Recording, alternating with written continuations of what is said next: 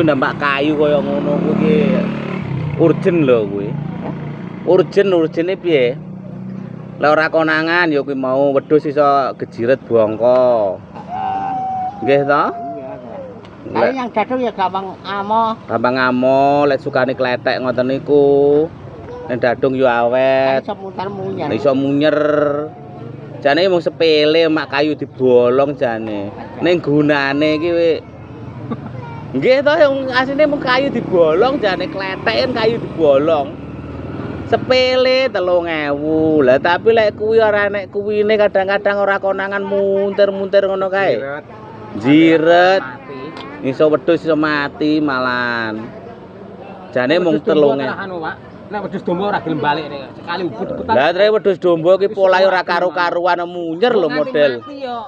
Munyer lho Pak modele wedhus domba. Nek Jawa cek gelem. Jawa gelem mlayu rono mlayu rene domba iki modele munyer lho Mak. Nek nganti sak anu ora mari ora ngalih rek. Nek 3,5. Wis ra apa-apa 3,5 wis. Iya. Ya padha ra. Lah iya. Papat pisan Pak megang semono kuwi. Papat 10.000. Papat 10.000. Lah wedhuse pinten? Wedhuse pinten? Iki turah ya kena nggih kletek keri neh timbang ger 3. Yes, papat setengah papat